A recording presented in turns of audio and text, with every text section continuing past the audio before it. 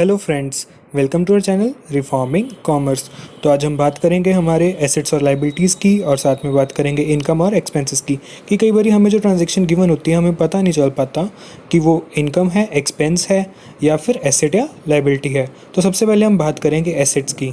तो सबसे पहले हम जानते हैं एसेट होता क्या है। एसेट क्या होता है? हमारी संपत्ति। ठीक है। अब तो बेसिकली हमारे पास थ्री टाइप्स ऑफ एसेट्स होते हैं। First non current, second current, and third are fictitious assets. आगे नॉन करंट के आगे टू टाइप्स हैं, टेंजिबल एंड इनटेंजिबल। इन सभी के बारे में हम डिटेल में आगे पढ़ते हैं। तो सबसे पहले हम बात करेंगे नॉन करंट एसेट्स की। तो नॉन करंट एसेट्स क्या होते हैं? Non current assets is an asset that is not expected to turn to cash within 1 year. तो नॉन करंट एसेट्स क्या हुए? वो वाले एसेट्स जिनको हम 1 साल से ज़्यादा यूज़ कर रहे हैं। ठीक है, वो क्या हो गए हमारे non current assets. For example, जो कि आपका फर्नीचर है या बिल्डिंग है, उसको आप 1 साल से ज़्यादा यूज़ कर रहे हो, वो आपकी क्या है? फिक्स्ड एसेट्स हैं। तो वो हमारे क्या कहलाएंगे? Non current assets. तो अब मैंने बात की थी कि नॉन करंट एसेट्स 2 टाइप के होते हैं, टेंजिबल एसेट्स और इनटेंजिबल एसेट्स। तो सबसे पहले हम बात करेंगे टेंजिबल एसेट्स के बारे में। तो टेंजिबल एसेट्स कौन से होते हैं? जो कि फिजिकल और मेजरेबल एसेट्स होते हैं, उसको हम क्या बोलते हैं? Tangible assets. यानी कि जिनको हम छू कर फील कर सकते हैं, वो क्या हो गए? Tangible assets. For example, land and building कि जो जिस जगह पे हम रह रहे हैं या जिस जगह पे हमारी जो बिल्डिंग खड़ी हुई है, वो क्या हो गए? Tangible assets. हम उसे देख सकते हैं, हम उसे छू सकते हैं, हम उसे फील कर सकते हैं, उसकी प्रेजेंस को। वो क्या हो गए? हमारे टेंजिबल नॉन करंट एसेट्स, यानी कि हम इसको 1 ईयर से ज़्यादा यूज़ करते हैं। नेक्स्ट आ जाता है फर्नीचर कि जो हमारा फर्नीचर है, टेबल डेस्क वगैरह, उसको भी हम 1 ईयर से ज़्यादा यूज़ करते हैं और उसकी प्रेजेंस भी फील होती है हमें। नेक्स्ट मोटर व्हीकल्स कि जो भी स्कूटर, मोटरसाइकिल वगैरह हैं, वो भी टेंजिबल एसेट्स हैं। जो कंप्यूटर हम यूज़ करते हैं वो भी टेंजिबल हैं। माइंस यानी कि जो खदानें होती हैं, वो भी क्या होगी? हमारे टेंजिबल एसेट्स होते हैं उन कंपनीज़ के लिए। जैसे कि जो कोयला बनाती हैं, तो जो कोयला उन्होंने एक्सट्रैक्ट करना है माइंस में से, जो निकालना है कोयला को, तो वो जो माइंस हैं वो उनके लिए क्या हो गई? Tangible assets. उसके अलावा जो ऑयल के जो वेल्स होते हैं, वो भी क्या होते हैं? हमारे tangible assets. Non current tangible assets. Next अब हम बात करेंगे इनटेंजिबल एसेट्स की। अब टेंजिबल एसेट्स हो गए जिसको हम छू कर या देख कर हम उसकी प्रेजेंस को फील कर सकते हैं। लेकिन इनटेंजिबल एसेट्स उसके बदले में क्या हो गए? वो वाले एसेट्स जिसकी कोई फिजिकल एग्जिस्टेंस नहीं है, वो फिजिकली प्रेजेंट नहीं है, हम उन्हें देख नहीं सकते, हम उन्हें टच नहीं कर सकते, लेकिन फिर भी वो हमारी करंट या फ्यूचर वैल्यू जो है हमारे बिजनेस की, उसको क्या करते हैं? इफेक्ट करते हैं। तो ऐसे एसेट्स को हम क्या बोलेंगे? Intangible assets. अब इसकी एग्जाम्पल्स क्या क्या हैं? First is goodwill. तो गुडविल क्या है? गुडविल क्या हुआ? गुडविल 2 वर्ड से कंप्राइज्ड है, गुड एंड विल।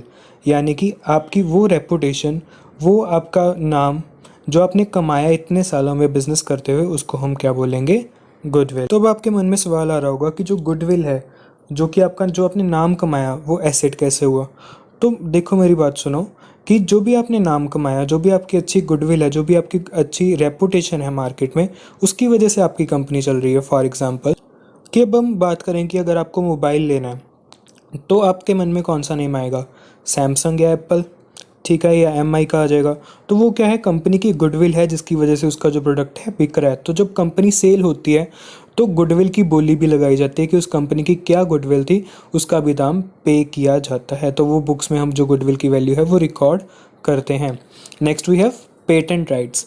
तो पेटेंट राइट्स क्या होते हैं? कि जो भी आपने कोई नई इनोवेशन लेके आई, आपने कोई नया प्रोडक्ट लॉन्च करवा दिया, जैसे कि पतंजलि की कोरोनिल, ठीक है, तो उसने उसका क्या करवा लिया? पेटेंट करवा लिया कि इस मेडिसिन को कोई और नहीं बना सकता। वो क्या हो गया? पेटेंट हो गया। अब जो नेक्स्ट हमारी टर्म आती है वो है copyright.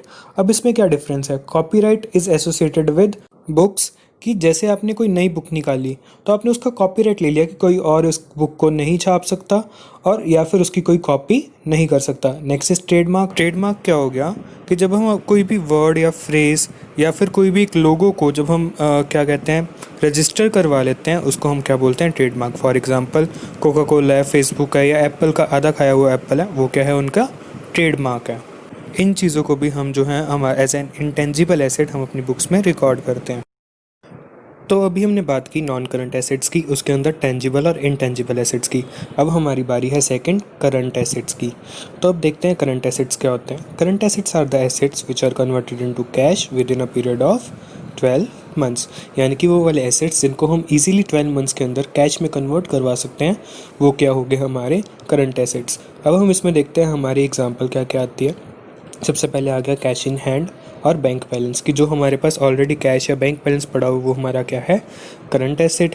Next short term investments की, हमने कुछ शॉर्ट टर्म के लिए इन्वेस्टमेंट की हुई है, हमने पैसा अपना जो है निवेश किया हुआ है for a period of 12 months या उससे कम, उसको करंट एसेट्स मानेंगे। डेटर्स, हमने किससे पैसे लेने हैं 12 महीने के अंदर अंदर, वो हमारे करंट एसेट्स हो गए। इंटरेस्ट रिसीव्ड, कहीं से इंटरेस्ट रिसीव हुआ हो हमारा करंट एसेट है। प्रीपेड कमीशन, हमें कमीशन जो है पहले ही पे कर दी एडवांस में, तो वो हमारी क्या होगी, करंट एसेट्स हो गए। उसके अलावा बिल रिसीवेबल, कि हमें बिल के कुछ पैसे पहले जो 12 महीने के अंदर अंदर हमें कुछ पैसे मिलने हैं, वो हमारा क्या है, करंट एसेट। अब अगर हम अपनी एसेट्स की लिस्ट को कंटिन्यू करें तो नेक्स्ट टॉपिक हमारा आता है last, fictitious assets. Fictitious assets जो हैं वो रियल एसेट्स नहीं होते, वो फेक एसेट्स होते हैं, जैसे कि नेम फिक्टिशियस सजेस्ट कर रहा है। तो ये क्या है, लॉस या एक्सपेंस होते हैं रियली, लेकिन इनका जो हमें बेनिफिट रिसीव होता है। फॉर एग्ज़ाम्पल इसमें आ जाती हैं इश्यू ऑफ शेयर्स, हमने शेयर्स इशू किए, उसके ऊपर हमने कुछ खर्चा किया, तो वो हमारा तो एक्सपेंस है, लेकिन उससे हमें आने वाले टाइम में क्या मिलेगा, हमारा फ़ायदा होगा, हमारे शेयर्स लोग सब्सक्राइब करेंगे, तो वो हमारा क्या हो गया, फिक्टिशियस एसेट। सिमिलरली हमने शेयर्स के ऊपर डिस्काउंट दिया या फिर अंडर राइटिंग कमीशन हमने पे की। अंडर राइटिंग कमीशन होती है कि अगर हमारे शेयर्स जैसे नई नई कंपनी है वो बिक नहीं रहे, तो उस टाइम पे हमने अपने शेयर्स को सब्सक्राइब करवाने के लिए अंडर राइटर को अपॉइंट किया, तो उसको जो हमने पैसे दिए वो अंडर राइटिंग कमीशन होगी, वो हमारा एक्सपेंस है, लेकिन उससे हमारे आने वाले टाइम में क्या होगा, फ़ायदा होगा। सिमिलरली एडवर्टीजमेंट जो है वो भी हमारे लिए क्या है, फिक्टिशियस एसेट। तो एसेट्स के बाद अब हम बात करेंगे लाइबिलिटीज़ की। लाइबिलिटीज़ क्या होती हैं, हमारी देनदारियाँ, और ये जनरली 3 टाइप्स की होती हैं। First is non current, second current and third contingent liabilities. तीनों के बारे में अब हम डिटेल में आगे पढ़ेंगे। तो इस लिस्ट में सबसे पहले आ जाती है हमारी नॉन करंट लाइबिलिटीज़। जैसे हमने नॉन करंट एसेट्स पढ़े थे, सिमिलरली नॉन करंट लाइबिलिटीज़ उसके ऑपोजिट हैं। नॉन करंट लाइबिलिटीज़ क्या होती हैं, वो वाली लाइबिलिटीज़ जो कि 1 साल से ज़्यादा ड्यू होती हैं, वो क्या हो गई, हमारी नॉन करंट लाइबिलिटीज़। इसमें एग्जांपल्स आ जाती हैं, लॉन्ग टर्म के लिए हमने कोई लोन लिया हुआ है वो, बॉन्ड्स क्या होती हैं, सिक्योरिटीज़ होती हैं जो हमने इशू की होती हैं पब्लिक को। उसके अलावा पब्लिक डिपॉजिट्स हो गए, वो भी हमें पे करने होते हैं, 1 साल से ज़्यादा के लिए होते हैं, वो भी नॉन करंट होगी। नेक्स्ट डिबेंचर्स भी जो हैं एक टाइप के सिक्योरिटीज़ ही होती हैं, ये लॉन्ग टर्म के लिए होती हैं, तो ये भी क्या होगी, हमारी नॉन करंट लाइबिलिटीज़। तो अब नॉन करंट लाइबिलिटीज़ के बाद हमारी आ जाती हैं current liabilities. So current liabilities क्या होती हैं, करंट लाइबिलिटीज़ नॉन करंट के ऑपोजिट हैं। ये वो वाली शॉर्ट टर्म लाइबिलिटीज़ होती हैं जिसकी पेमेंट हमें 1 साल के अंदर अंदर करनी पड़ती है। इसकी एग्जांपल्स में आ जाता है हमारा सबसे पहले क्रेडिटर्स क्या होते हैं, जिनको हमने पेमेंट देनी होती है 1 साल के अंदर अंदर, वो। नेक्स्ट बैंक ओवरड्राफ्ट, हमने बैंक से ज़्यादा पैसे निकलवा लिए, वो भी हमारी लाइबिलिटी है, उसे हमने पे करना होता है। नेक्स्ट रेंट, हमने कुछ पे करना है, या फिर हमने एडवांस में किसी से रेंट रिसीव कर लिया, वो दोनों हमारी क्या होगी, करंट लाइबिलिटीज़। बैंक लोन, हमने बैंक से कुछ लोन लिया शॉर्ट टर्म के लिए, वो करंट हो गया, अगर लॉन्ग टर्म के लिए लिया तो वो नॉन करंट हो गया, ठीक है। बिल्स पेबल, हमने किसी को पेमेंट देनी है, बिल्स की पेमेंट हमने करनी है, वो क्या होगी, हमारी करंट लाइबिलिटी। सिमिलरली सैलरीज हमने पे करनी है, वो भी हमारी क्या हो गई, करंट लाइबिलिटीज़। अब इसके बाद हम बात करेंगे कंटीजेंट लाइबिलिटीज़ की।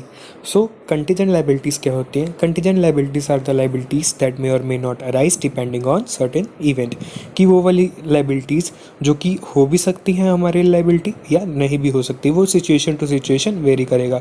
जैसे कि हमने किसी को गारंटी दे दी अपने नाम की कि हम अगर वो बंदा जो है वो पे नहीं कर पाया तो मैं उसकी जगह पे करूँगा, तो वो लाइबिलिटी अराइज हो भी सकती है या नहीं भी हो सकती, वो हमारी क्या होगी, contingent liability.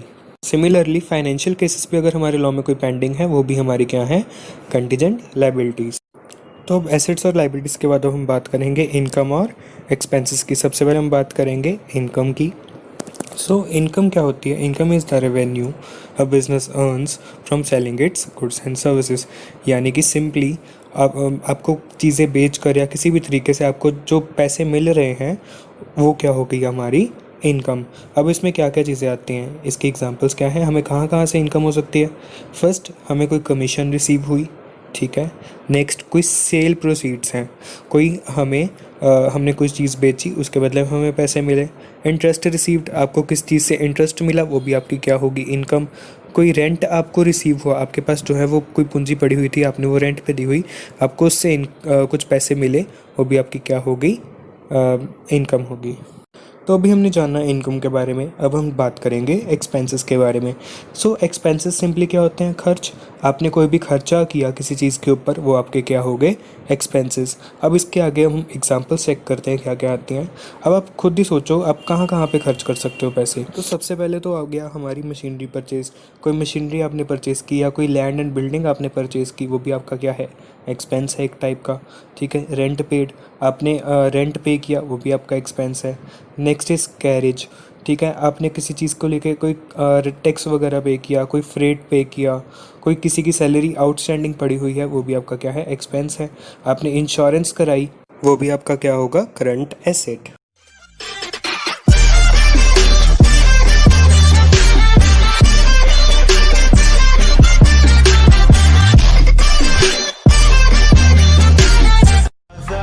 It's caught in the crossfire.